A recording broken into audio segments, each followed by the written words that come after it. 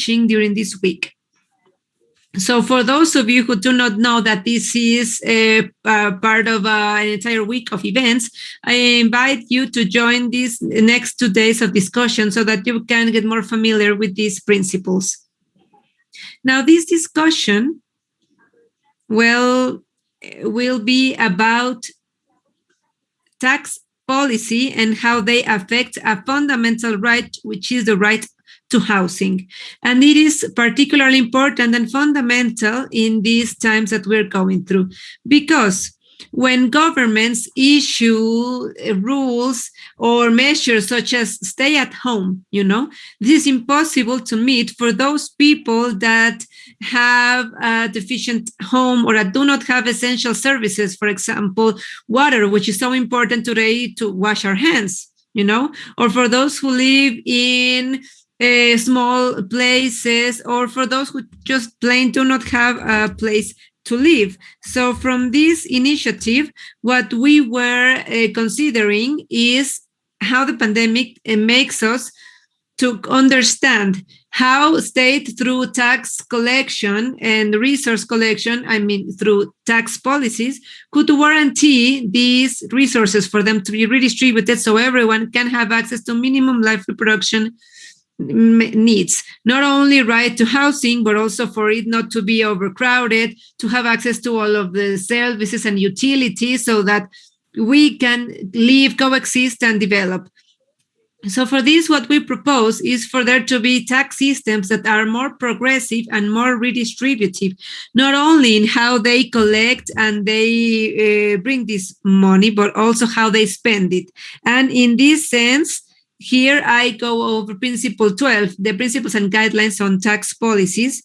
And what we see here is that tax policy is not only an expense and investment project. Yes, governments, when they collect, they afterwards use this money to provide utilities, transportation, housing, which is quite important, yes. But also tax policies are an intervention tool. That they use it to incentivize certain behaviors and correct certain externalities that make it harder to have access to housing.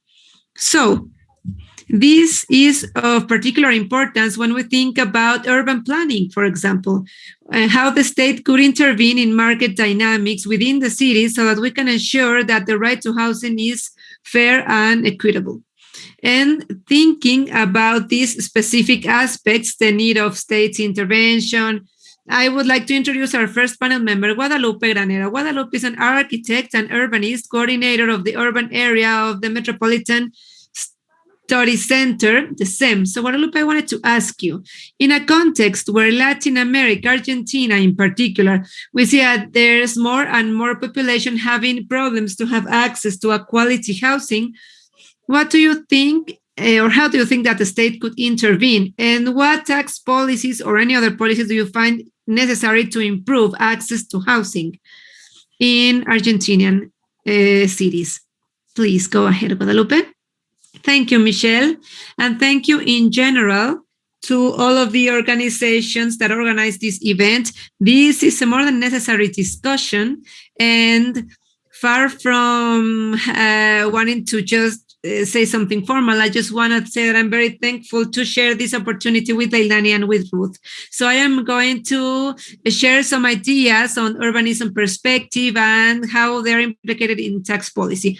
Well, first, as an introduction, I found it important to share the idea that a tax policy is a tool that could improve access to housing, which is like going through the hardest path, because housing policy is kind of considered in terms related to house production, housing production.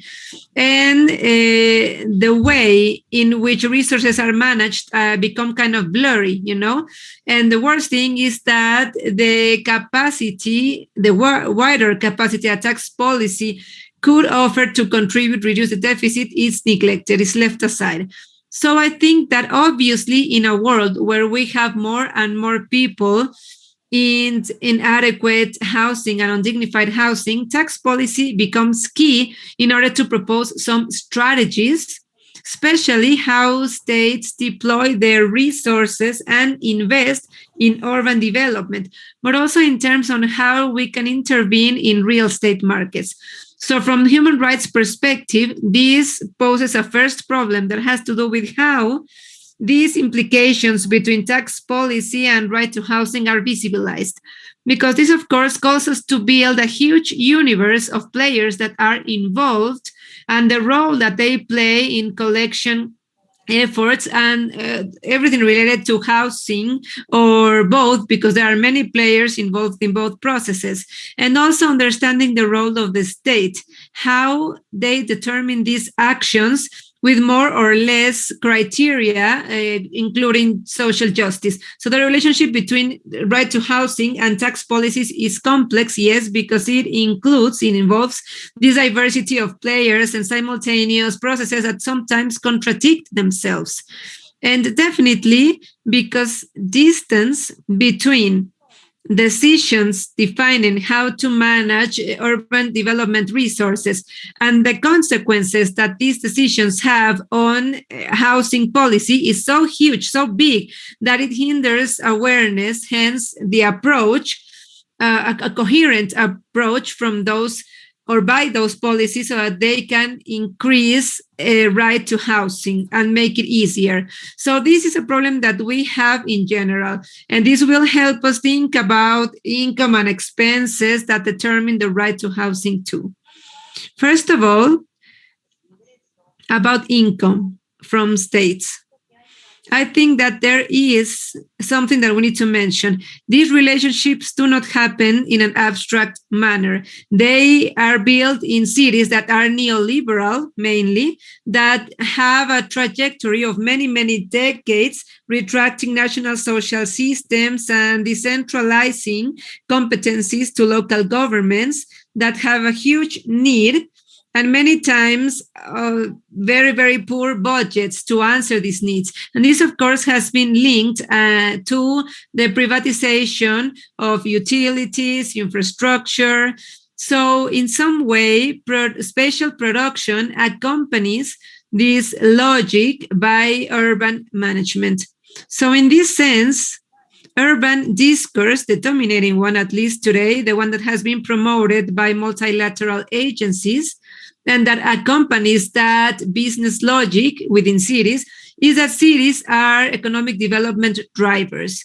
So the hypothesis that urban development produces wealth is determinant in how cities management is considered and how tax policy is ordered in order to manage this wealth.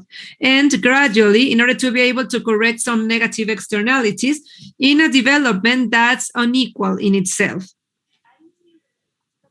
So I think that the problem here, or one of the problems here, because we have many problems, but one of the main problems to guarantee an urbanization process that's socially fair and just, this calls us to think that tax policy shouldn't generate unequal situations over which the tax policy is going to have to come up with solutions. So this in terms of what has to do with income.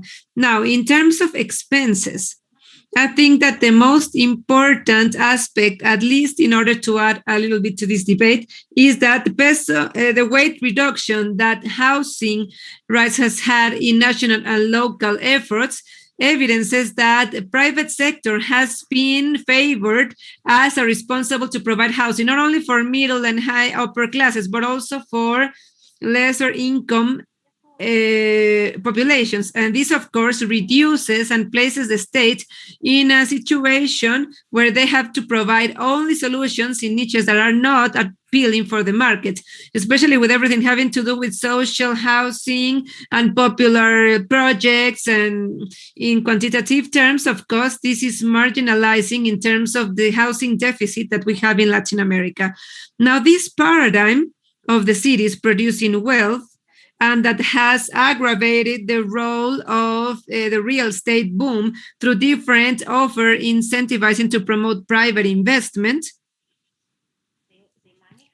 is managed on this hypothesis that it will contribute to reducing deficit, but real estate development in this context is considered as an activity that's necessary on one side for economic growth and for everything having to do with the activation of productive chain related to construction and to employment generation, to job generation. So here I think that there is an unavoidable situation to keep thinking and questioning that economic development, when managed as a macroeconomic policy that's separated from housing, invisibilizes the right to housing behind an activity that's conceived as positive because it generates income and because simultaneously it offers housing solutions. So it hinders being able to understand how this contradiction happens between real estate incentives and materializing the right to housing. So despite the severe impact that they've had in the increase of land use, that of course is the most determining factor in the problems that we've been facing in terms of access to housing, we still question urban management as a strategy for economic growth to sustain those expenses by big cities. So in the framework that I have just proposed to you, there are many contradictions that are unavoidable between public policies and human rights. Facing in front of those, the state have this double obligation that have been discussed this week of respecting, protecting, and ensuring human rights. Now, respecting means that they shouldn't interfere or they shouldn't limit the exercise of the right of housing in this case. In Argentina, capital laundering that was related to benefits for real estate investment accelerated in the last couple of years exponentially the production of luxury housing. In cities such as Buenos Aires, this housing remains empty, and in that housing, there's no tax that punishes that it's just lying there and that is not promoting its usage, and that's at the margin of any sort of tax collection.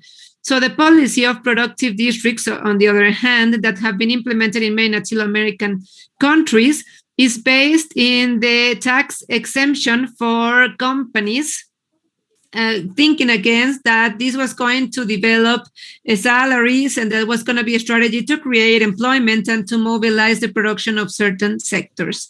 So what happened after many years is that not only did we waste that collection that was never implemented, but also those housing developments also caused the increase of land use and in many cases caused the eviction of original residents and going back to the traditional gentrification activities. So in terms of the second aspect that has to do with protecting the right to housing, understanding that protecting means looking after people or groups of people from third parties' abuse, I found interesting to add that everything having to do with passiveness and passivity of states facing purchase and sale agreements and leasing, because the way the relationships happen on the housing private park are understood as part of private right. So the different situations and systematic practices of unlawful charges and eviction and different type of discrimination and other actions that just hinder the right of housing also contribute to affect the obligation of the state of protecting human rights, the right of housing in this case. So in this case, as allocating specific expenses that should be considered specifically in tax policies could contribute to accompany denounce mechanisms to generate some economic accompaniment. Different initiatives that despite operating over the private market for housing, they demand also an accompaniment in public resources. And last but not least, everything having to do with procuring right of housing, in the sense that state needs to implement positive regulations so that this right is truly applied. This is the most significant and important aspect, especially in Buenos Aires. The massive sale of public real estate is a mechanism of tax collection. And basically what it does is eliminating and making unavailable the most strategic resource for housing policy, which is the one that allows the state not only having a concrete space for housing policies, but also to start becoming an important player to regulate pricing within the market. So we also have a very reiterate experience in Buenos Aires, which is linking social investments in urban improvements, especially in popular neighborhoods. So link it to luxury real estate development in a sort of way that could allow to enable these type of developments that condition that this work are going to be destined to those who need public investment. So to start concluding, what I would propose is that in this hyper-mercantile environment where there are multiple evasions, exemptions, and other tricks that reduce the ability of the state to generate progressive tax policies that effectively contribute to improve the right to housing, tax policy definitely could significantly and importantly contribute, penalizing most of the cases that I just mentioned, and it could promote other type of behaviors, and definitely contributing to a tax collection that could be reinvested in a progressive way. And for this, I just want to share 2 or 3 final ideas. First, I think that we need to outweigh more or less the contradictions between this idea of urban development as an economic driver, as a growth driver, and that contributes in some way to fund a city's management, and the obligations that it would mean respecting, protecting, and adhering to the right to housing. We need to acknowledge the differences between law and what's legitimate. This is always considered because many of these activities affect the right to housing. They are framed in a legal framework, yes, but within these contradictions, they end up severely affecting the right to housing. And I mean, we live, especially in Latin America, I mean, in the rest of the world, but especially we live with a very strong heritage in Latin America, mainly, as in any other context, you know? I mean, the dominant class ideas are the ideas that dominate in any time. But the rights that property imply are very, very rusty, you know? So I think that there is a question that I find important to ask. How can we go from a formal equality, legally speaking, to substantial equality in organizations that are organized over this right to properties that do not appear to imply any obligations, or we do not acknowledge that they cause obligations, so that we truly prioritize the social dimension over the individual dimension. And last but not least, I also find it important to understand that the right in terms of social relationship mutates in time, and it reflects certain consensus, a certain struggles that show this historical time. All of us are talking about the right to housing, and this materializes many of the struggles that have happened during the 20th century to have the right housing. And under the light of the complexities that I just mentioned, and thinking also about the 21st century, who would be, for example, the aspects that tax policies could, how could they help in a funding effort, considering that all of information technologies and communication and development of new financial investment vehicles, structural changes in housing rights, set up new needs and new requirements that makes us rethink what is a right to housing today. So from tax policy, we need to think at least who are the subjects, for example, in tax policies, who are the subjects and the facts that could be imposed. And this opens up for a broader debate.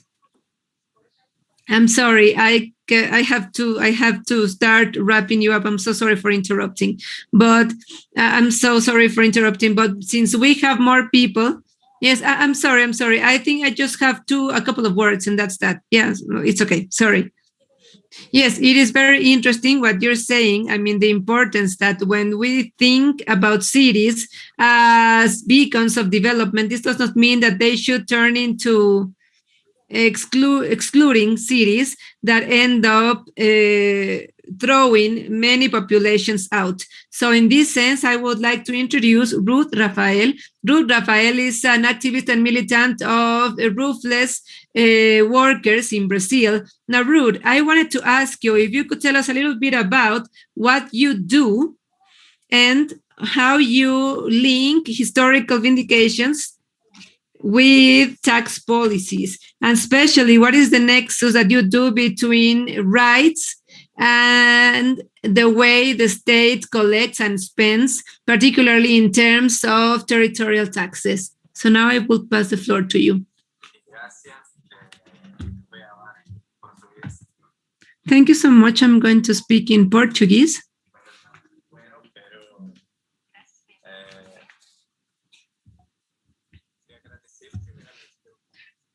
First of all, I would really like to thank you for the invitation.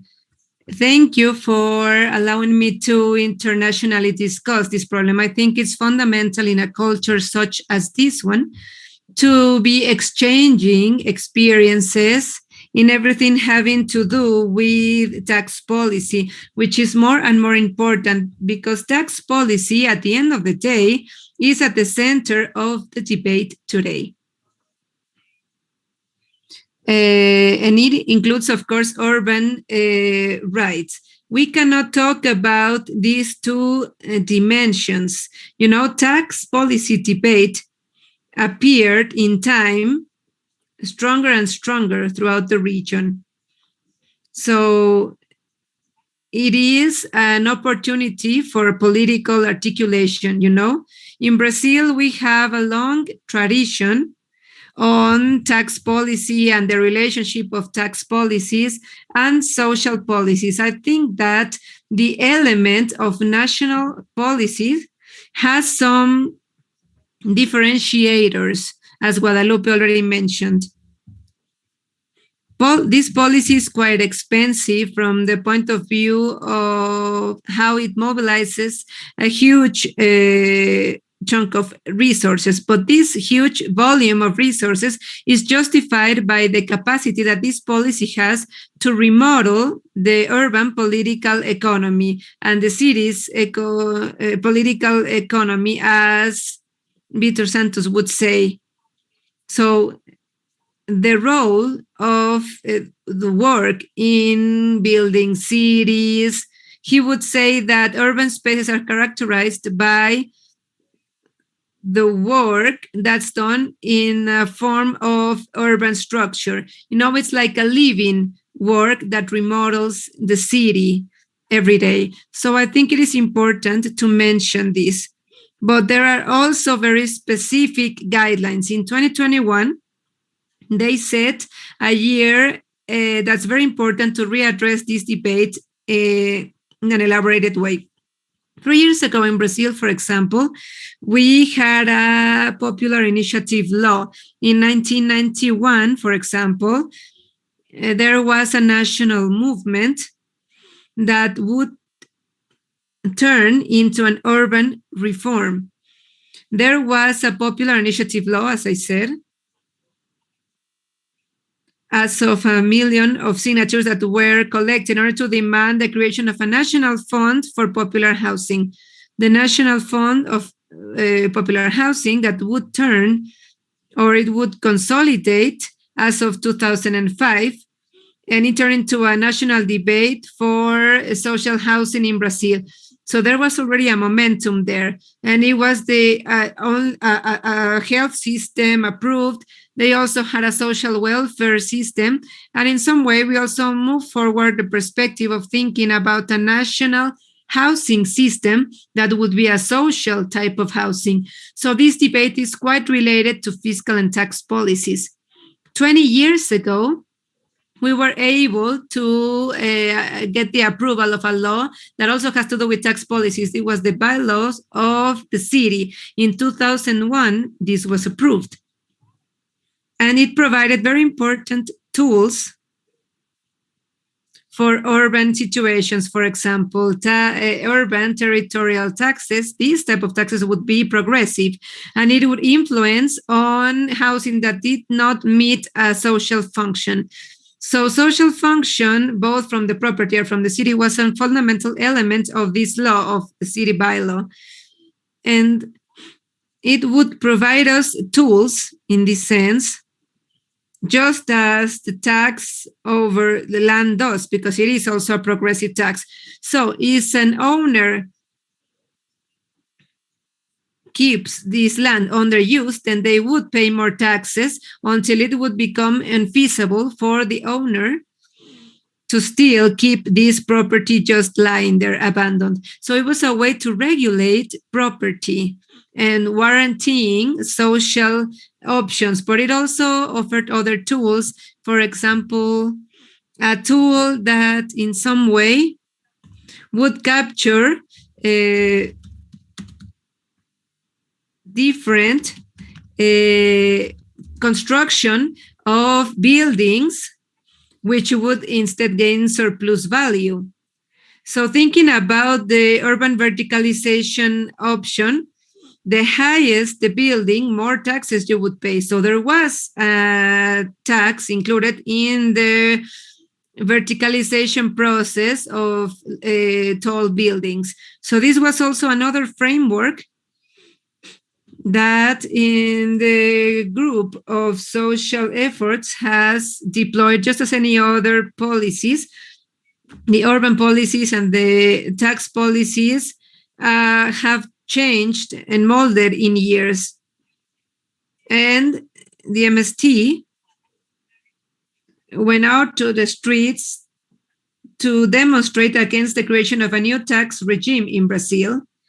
And that was a proposal, that was because of a proposal that was approved in 2007 that established a top or a roof of investment for 20 years period of time. And we wouldn't be able to invest in social policies since then.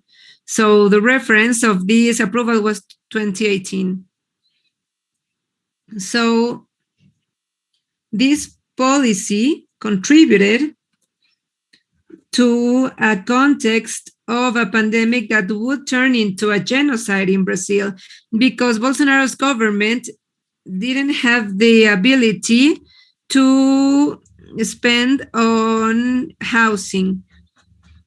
Since 2019 until 2018, there was a program called My House, My Life that was one of the programs that invested the most in housing, and that had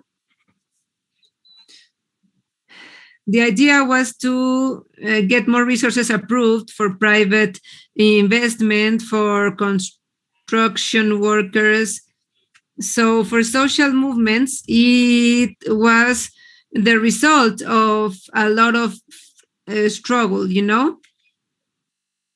So this program, My House, My Life, allowed direct access from social movements or to social movements. And as of this, we were able to have access to different projects and build, for example, apartments, one of the largest ones in Brazil, proving, without living quality aside, that we were able to build quality houses without a perspective of profit, you know, without a profit perspective. So we broke the myth that social housing had to be bad quality or poor quality type of buildings. So João Cândido buildings in Sao Paulo, which is a model from the urban point of view that has been very developed, are one of many other projects that faced this challenge and that has grown in the last couple of years, and especially in terms of real estate speculation and how the income growth affected some in Brazil. but it allowed us to measure additional deficits that also affected more than 50% of the families. And this, of course, in turn causes problem with housing. So we've seen a growth of that's related to rent increase. And as Guadalupe said, we have to consider this not only as a new housing policy, but also to regulate land value or soil value, especially when it's urban. Now, during Bolsonaro's administration, there was a path that's making it impossible to have better housing policies. From 2019, there was a housing policy that invested only in new housings. However, in 2020, this budget was the smallest in history compared to what has been invested before. There was only $500 million. And then the pandemic came, and the government cut down 20% of the resources destined for housing projects. And now we have $5 million only to invest in housing in a context where it would be fundamental to invest in housing in order to promote the economy and to guarantee that people can stay at home so that they have a place where to stay. I know it sounds redundant, but in May, there was a resistance day. We had people camping outside to demonstrate how this scenario imposed by Bolsonaro's administration has affected us. And it, of course, turns into a genocide tool that has been implemented in Brazil and that has caused the death of more than 439,000 people because of the pandemic, and also because of a genocide strategy. And it has been implemented by the government because of the lack of vaccination programs, because of lack of lockdown measurements, and also because of a policy of minimum income that does not allow most of informal workers in this country to be able to stay at home because they won't have any income. And it's also because of the cutbacks in housing policies. So in this fight, we have been resisting to territory being taken. We have come out on the streets to demonstrate, and we have built a movement that's called Urban Front Movement. And we're working with Latin American movements, and we are trying to start this tax debate from the regional perspective, Latin America as a whole. And the fundamental perspective is the democratization process of the city that goes through the tax policy debate, which is, of course, above taxes and investment and housing. And the debate of public debt, that's also a core debate.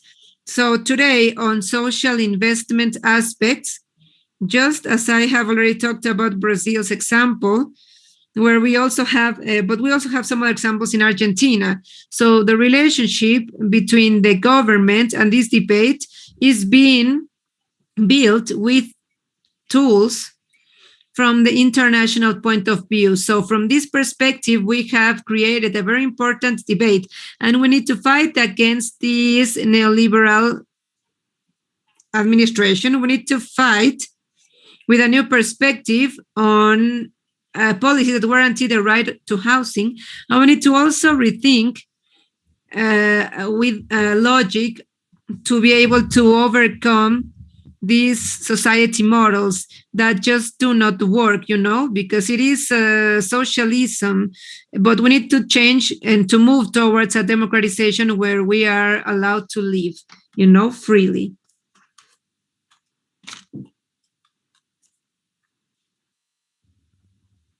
Thank you so much. Now we are going to go to our last panel member, but not least important, Leilani. Leilani Farha is lawyer and activist. He was a special rapporteur by the UN on the right housing in 2014 to 2020. She's director of a Shift, an international movement that aims to guarantee the right to housing.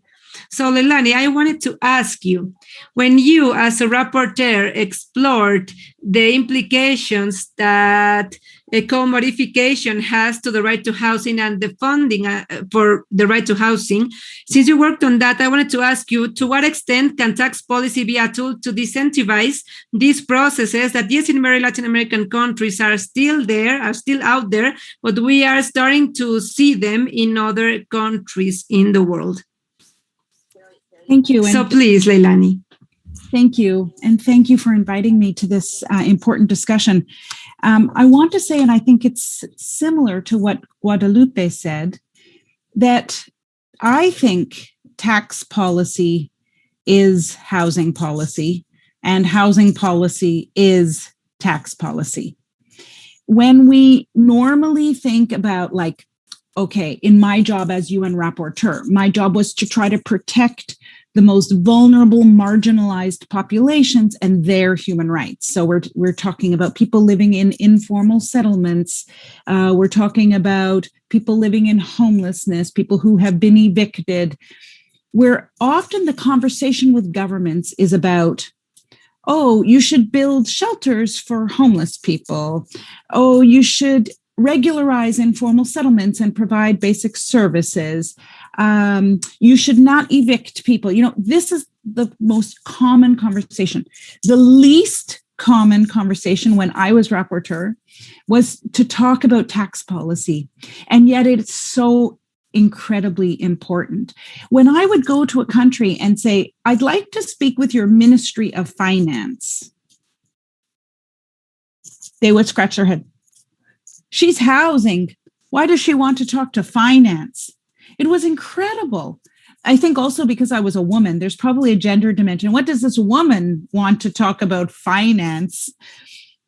I do think that this is the conversation to be having right now. I think it's super important. And I will answer the question I was asked, but in maybe a round way, because I just wanted to talk a little bit about the many ways that tax policy and housing are intersecting as a global pattern that I'm seeing really in so many places. I'll try to be quick about it so we don't have to go into too many details. But if you look at the rise of the financialization of housing, so I use that term, financialization. I don't know how it translates into Spanish or Portuguese, but I mean when housing is used as a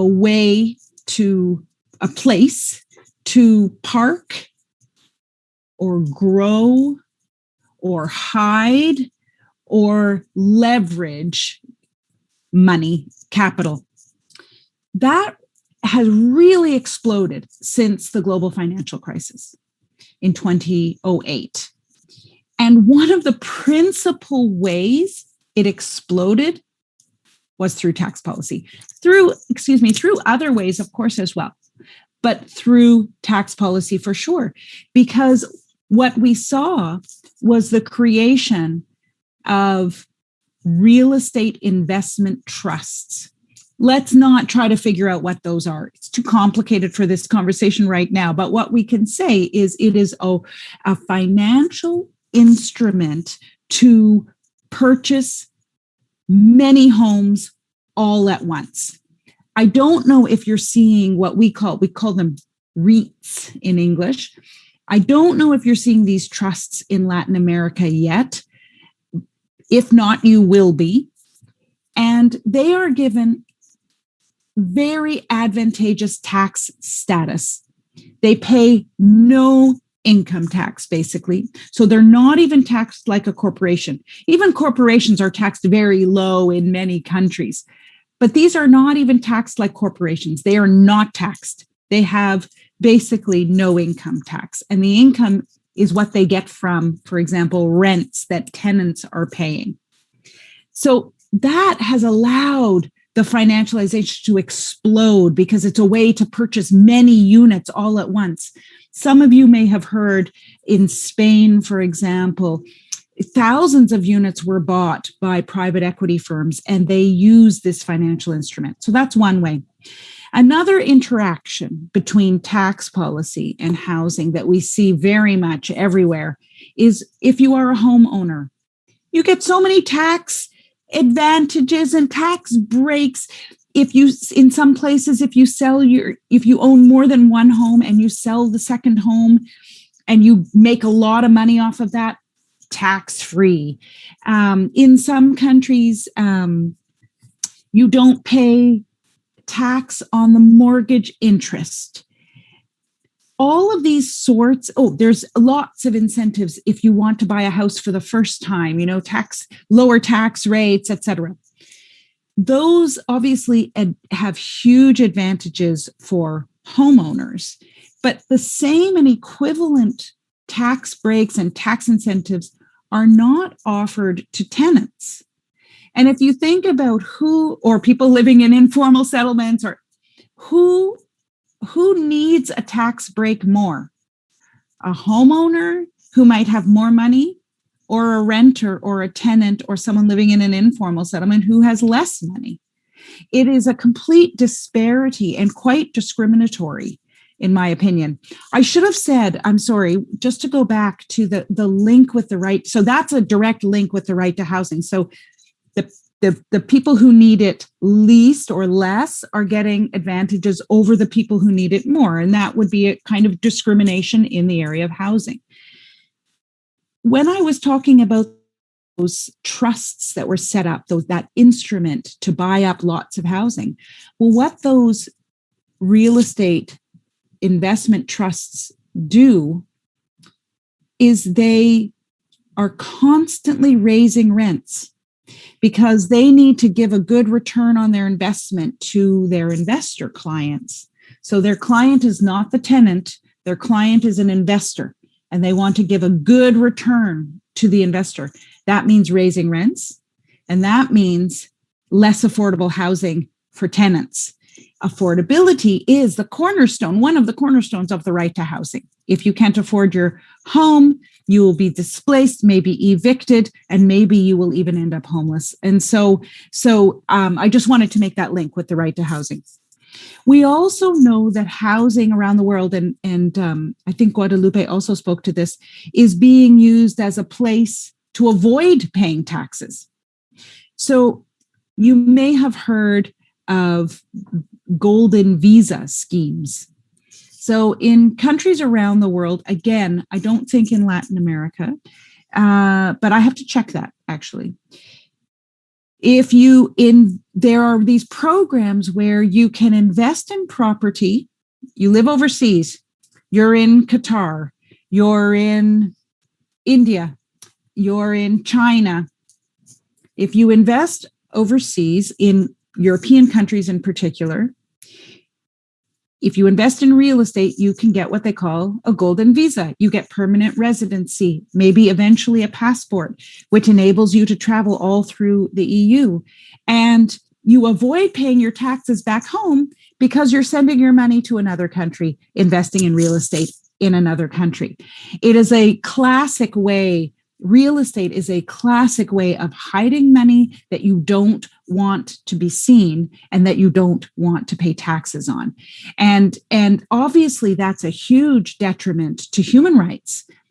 It's the topic of our conversation today, because tax is how government or governments have resources to implement human rights. And so if huge dollars are leaving countries and being deposited elsewhere in real estate, then that country is not benefiting from the taxes that could be paid on those monies. And obviously, governments are always crying, we're poor. But if they're allowing money to go offshore into real estate elsewhere, then they are not doing their job to make sure they're not poor and that they have enough resources. I will say that I think taxes those are just some of the interactions. There are many more, but we're short on time here. So I want to say also that taxes are starting to be looked at as a way of addressing some of the housing problems and affordability problems that different cities are witnessing. In some places, for example, they've used taxes to impose empty homes taxes, so vacant homes, where, for example, someone purchases a building, a luxury home, but is never there, never uses it, really was just a deposit box for money.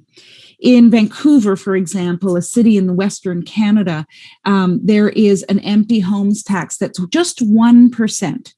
So the owner of that home has to pay 1% tax on their property.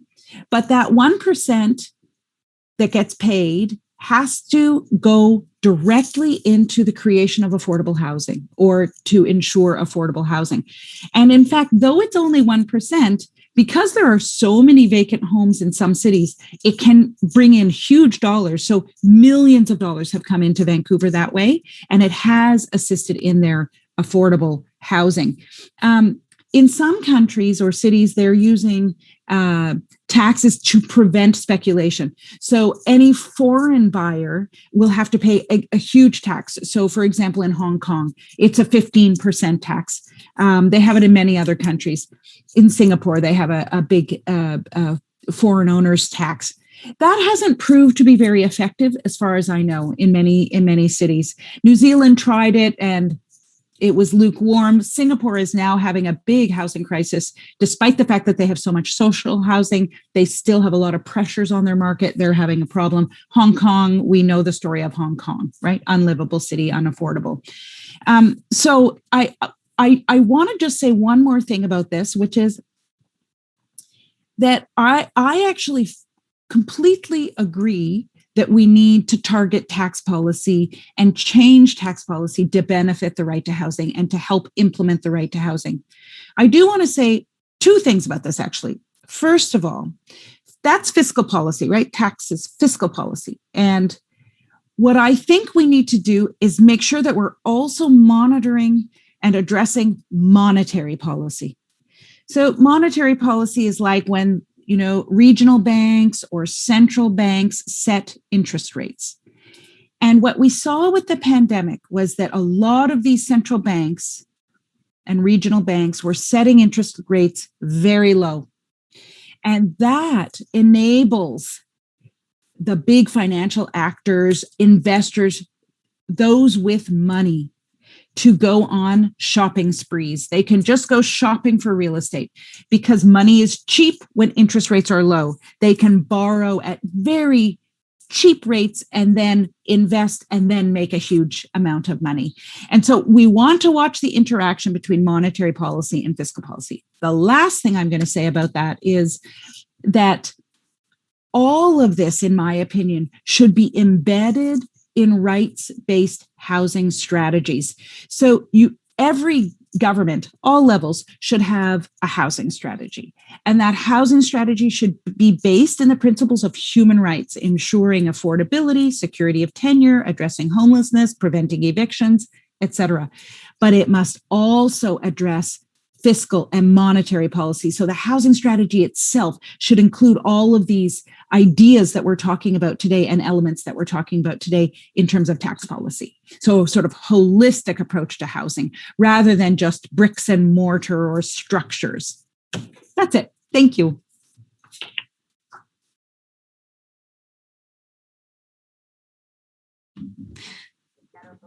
Thank you so much, Leilani. It's just amazing to hear. It's a pleasure. So as I see here, we don't have any questions from the audience. We were asked to be quite strict with time. So if you want to complete any idea that was missing, or if there's anything that you would like to add, maybe Wada, you can finish the ideas that I just interrupted you. I'm so sorry. Or if you have any comments to what Rud and Leilani mentioned, please go ahead. Well, no, but I was already summing up, I find what Leilani said is very interesting, on this, also consider monetary policy in simultaneous, because I think that these are all of the mechanisms that visibilize the impacts that afterwards from housing policy you need to find some answers to, and something that I think that's also kind of included in what we discussed. It comes from the fact that tax policy is not a technical matter, it is not a merely a definition type of problem. It is not only a political definition, but in the case of right to housing, these are quite determining, because the fact that the decisions made by the state on what resource they are going to manage, where, and to what population, this is constitutive of all of those problems that, of course, result in affecting right to housing. So this, of course, shows the political aspect of the tax policy. Excellent. Thank you so much, Rud. If you have any comment that you would like to add, we have some minutes left. Or if you want to tell us maybe, there's a question actually, if the pandemic changed the perspective of the government in terms of housing. So in the case of Brazil, that kind of happened, but if you want, we have some minutes left. Yes, I see the negative perspective in everything having to do with this. When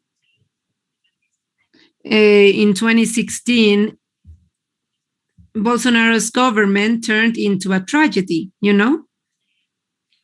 It was one of the worst crises. We have the worst government in the world, even during this pandemic, and because of the way he has managed this pandemic, or not managed really. So going from the judicial aspects, which are also quite concerning in Brazil, I think that Leilani mentioned something that's very important about evictions, In Brazil, even in the pandemic context,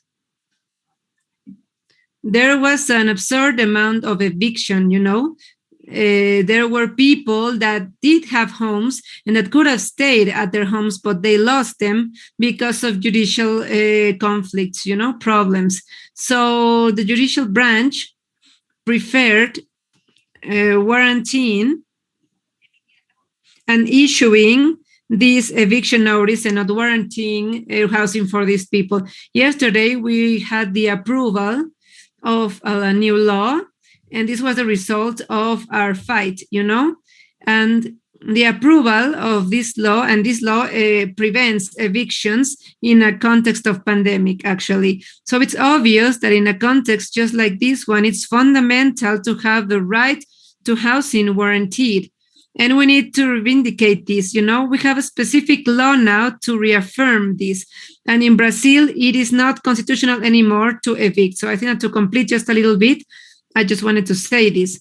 And also, I like to share a little bit of the experience that we already shared with other organizations. I think that there is a specific debate on a tax policy and in terms of right to housing that does not only have to do with public investment, but also with the regulation of the land value. And also because of the construction of alternative policies, such as social rent, that could in some way contribute to this process to demercantilize the right to housing. And our experience today is a campaign where we are asking for the expropriation of huge corporations that rent, This is a popular initiative of a plebiscite that vindicates this. So we have many initiatives today that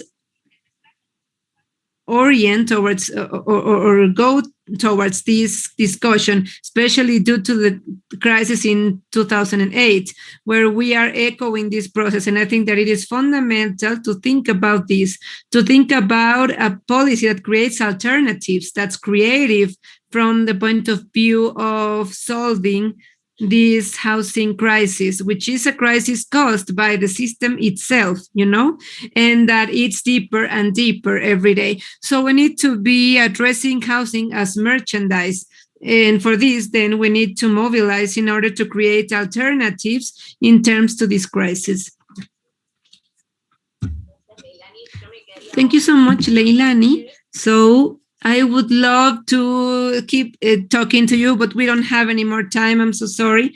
I'm being told that Carolina Mota, during our conversation, was doing a graphic illustration, and she is going to show it right now. So we have this to remember all of the very interesting things that we discussed today. And well, thank you so much, everyone. And I would like to really thank